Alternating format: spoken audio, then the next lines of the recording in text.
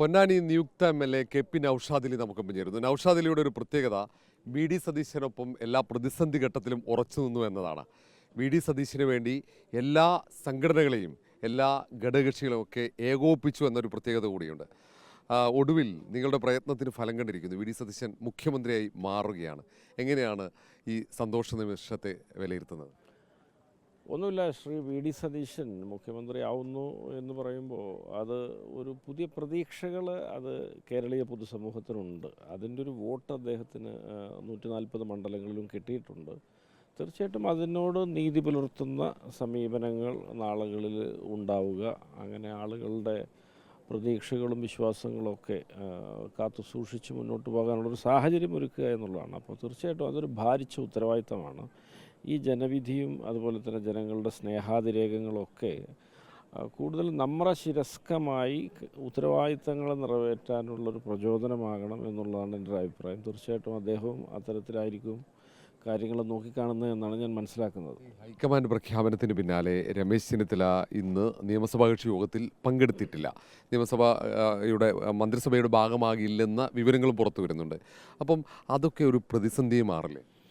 ഒരു കാരണവശാലും ഇതിനകത്തൊരു പ്രതിസന്ധി എന്ന് പറഞ്ഞാൽ നമുക്ക് ഈ ഭരണം അല്ലെങ്കിൽ പുതിയ അനുകൂല ചുറ്റുപാട് ഇതുമായി ബന്ധപ്പെട്ടൊരു സ്വാർത്ഥ താല്പര്യങ്ങളോ അല്ലെങ്കിൽ എന്തെങ്കിലും ഒരു അവിഹിതമായ ഒരു കണ്ണോ ഒക്കെ ഉണ്ടാകുമ്പോഴാണ് നമുക്ക് ആളുകളുമൊക്കെ ആയിട്ട് അകലേണ്ടി വരുന്നത്. ഇത് ഒരു മെറിറ്റോറിയസ് ആയിട്ട് എല്ലാവരും ചേർത്ത് പിടിച്ച് മുന്നോട്ട് പോകുന്ന ഒരു നെഹ്റുവിയൻ ജനാധിപത്യ സാഹചര്യം ഇവിടെ ഒരുങ്ങണമെന്നുള്ളതാണ് എന്നെപ്പോലുള്ള ആളുകൾ ആഗ്രഹിക്കുന്നത്. അത്തരത്തിലുള്ളൊരു സംവിധാനത്തിനാണ് ശ്രീ VD സതീശൻ നമ്മുടെ നിയുക്ത മുഖ്യമന്ത്രിയും ഒരുങ്ങുന്നത് എന്നാണ് ഞാൻ മനസ്സിലാക്കുന്നത്. എല്ലാവരും ചേർത്ത് പിടിക്കുന്നൊരു സമീപനമാണ്. അപ്പോൾ പിന്നെ ഇവിടെ ഒരു തർക്കത്തിന് പ്രസക്തിയില്ല.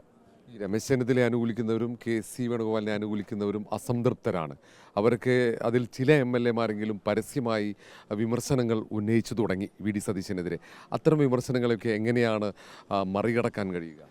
അല്ല, അതങ്ങനെ ഒരു ഇഷ്യൂ ഇന്നേ വരെ അത് ആയതായിട്ട് എനിക്കറിയില്ല. ഇപ്പോൾ ഏതെങ്കിലും ഒരു MLA അങ്ങനെ ഒരു വിമർശിച്ചതായിട്ട് അങ്ങനെ ഗൗരവതരമായിട്ട് ഞാൻ പോലും ഇതുവരെ ശ്രദ്ധിച്ചിട്ടില്ല. നിങ്ങൾ പറയുമ്പോഴാണ് അങ്ങനെ ഞാൻ കേൾക്കുന്നത് തന്നെ. അതങ്ങനെ ഒരു ഹൈക്കമാൻഡ് ഒരു തീരുമാനമെടുത്ത് അത് മുന്നോട്ട് പോകാനുള്ളൊരു തീരുമാനവും എല്ലാവരും എടുത്തു. ഇനി മുന്നോട്ട് പോകുമ്പോഴാണ് മുൻകാലങ്ങളിലൊക്കെ എന്തെങ്കിലുമൊക്കെ വിഷയങ്ങൾ ഉണ്ടാവും പോലെ ഉണ്ടാവാനിടയുള്ളത്. അത്തരമൊരു സാഹചര്യങ്ങൾ ഒഴിവാക്കി മുന്നോട്ട് പോകാനുള്ള കൈയടക്കമുള്ള ആളാണ് കേരളത്തിൻ്റെ മുഖ്യമന്ത്രി. അപ്പോൾ അതുകൊണ്ട് എല്ലാവരും തൃപ്തരായ ഒരു ഫോർമുലയായിരിക്കും ഉണ്ടാവുക എന്നാണ് ഞാൻ മനസ്സിലാക്കുന്നത്. അത് ഇൻക്ലൂസീവായിരിക്കും. ഈ മറ്റൊന്ന്, 3 പേരുണ്ടായിരുന്നു: KC വേണുഗോപാൽ, രമേശ് ചെന്നിത്തല, VD സതീശൻ. എന്തൊക്കെ കാര്യങ്ങൾ VD സതീശന് അനുകൂലമായിട്ടുണ്ടാകും ഹൈക്കമാൻഡ് അങ്ങനെ ഒരു തീരുമാനമെടുക്കുമ്പോൾ?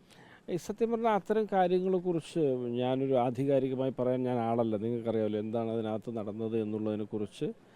ഇങ്ങനെ അന്തരീക്ഷത്തിൽ നിങ്ങളെപ്പോലുള്ള ആളുകൾ റിപ്പോർട്ട് ചെയ്യുന്ന കാര്യങ്ങൾക്കപ്പുറത്ത് ഒരു കൃത്യമായ വിവരമൊന്നും അധികം ആളുകൾക്കൊന്നുമില്ല. അപ്പോൾ അതുകൊണ്ട് അവിടെ അതൊരു അനലൈസ് ചെയ്യേണ്ടൊരു കാര്യമില്ല എന്നാണ് എനിക്ക് തോന്നുന്നത്. സ്വാഭാവികമായിട്ടും VD സതീശനെ സംബന്ധിച്ചിടത്തോളം അദ്ദേഹം ഒരു തുടർച്ച എന്നുള്ള നിലയിൽ, കാരണം അദ്ദേഹം 5 വർഷമായിട്ട് പ്രതിപക്ഷ നേതാവായി, അദ്ദേഹം ഈ സംവിധാനമൊക്കെ നയിച്ച് മുന്നോട്ട് പോയതിൻ്റെ ഒരു സാഹചര്യം അതൊക്കെ ഈ കാര്യത്തിൽ പ്രസക്തമാണല്ലോ. അപ്പം എല്ലാവരെയും ചേർത്ത് നിർത്തി മുന്നോട്ട് പോവുക എന്ന തീരുമാനമായിരിക്കും ഇപ്പോൾ മുഖ്യമന്ത്രി നിലയിൽ VD സതീശൻ ഭാഗത്തുനിന്നുണ്ടാവുക.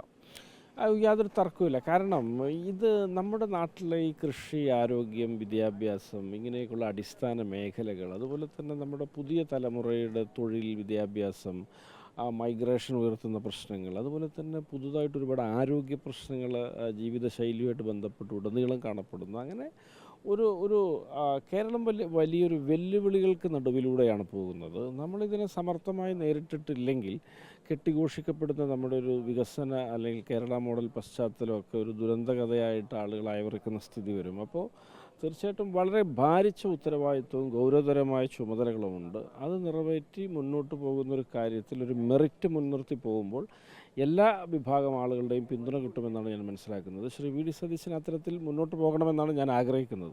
ഒരു ജനകീയ മുഖ്യമന്ത്രിയാണ് കേരളം പ്രതീക്ഷിക്കേണ്ടത്. അല്ല, തീർച്ചയായിട്ടും ഒരു നീതിപൂർവകമായി കാര്യങ്ങളൊക്കെ വിതരണം ചെയ്യുന്ന ഒരു സ്റ്റേറ്റ്സ്മാൻഷിപ്പ് ഉയർത്തിപ്പിടിക്കുന്ന, അതാണ് സ്റ്റേറ്റ്സ്മാൻഷിപ്പ് ഉയർത്തിപ്പിടിക്കണം. ഒരു ഉയർന്ന തലത്തിലുള്ളൊരു ജനാധിപത്യ ബോധം പ്രകടമാക്കണം.